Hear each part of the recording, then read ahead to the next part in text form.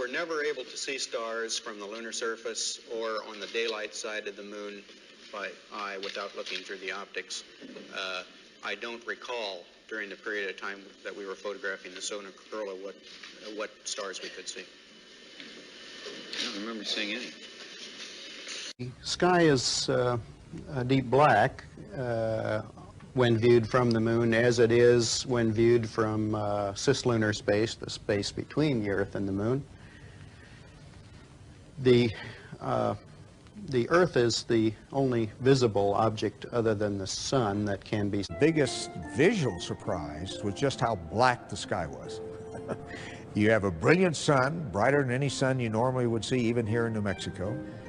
You have these extraordinarily high mountains. We were in a valley deeper than the Grand Canyon.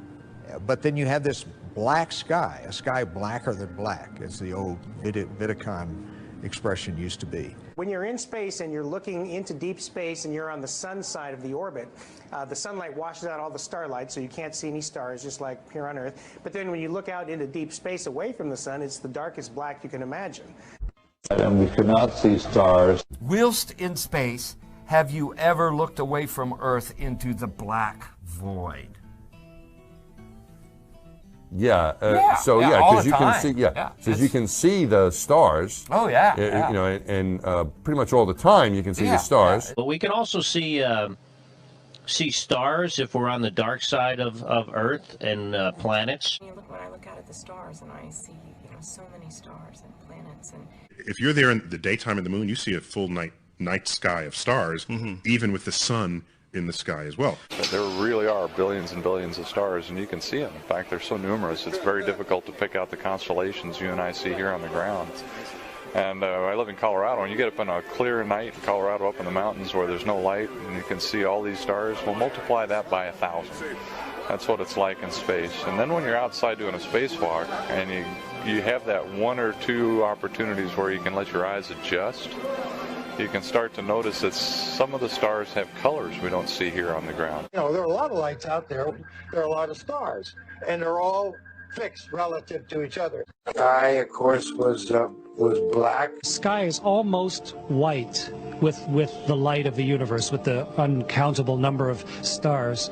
It's an unfathomable blackness, with a texture you feel like you could stick your hand into.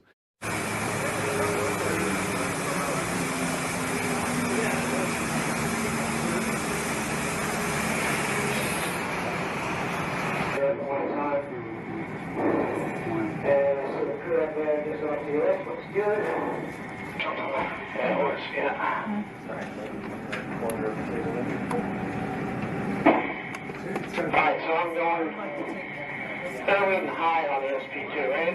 To the right? Just put it on the hand, or else ever. Yeah, but if I put trim this or below it.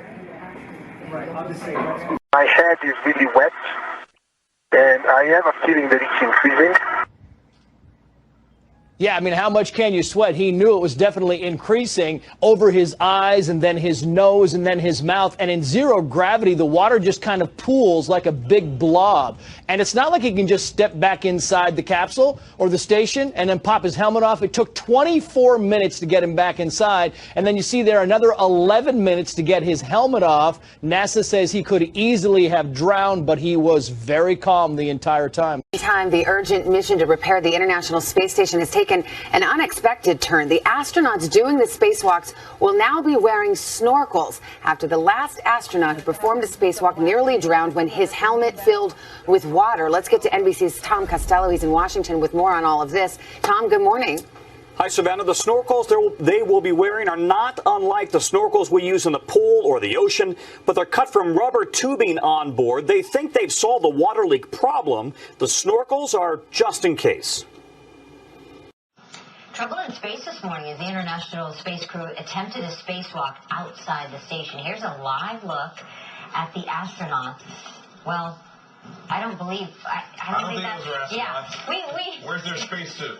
This next-generation spacecraft will enable America to explore beyond low Earth orbit. We must solve these challenges before we send people through this region of space. Right now, We only can fly in Earth orbit. That's the farthest that we can go. The kinds of technologies that we're testing out on space station are definitely helping us with our goals of going beyond low Earth orbit. Early in the next decade, a set of crewed flights will test and prove the systems required for exploration beyond low Earth orbit. Over the years, NASA has given us spectacular photos and renderings that reveal a colorful and mysterious universe. No artists behind some of the most iconic space art in the galaxy. In a small, bright office, working side by side. Let's see.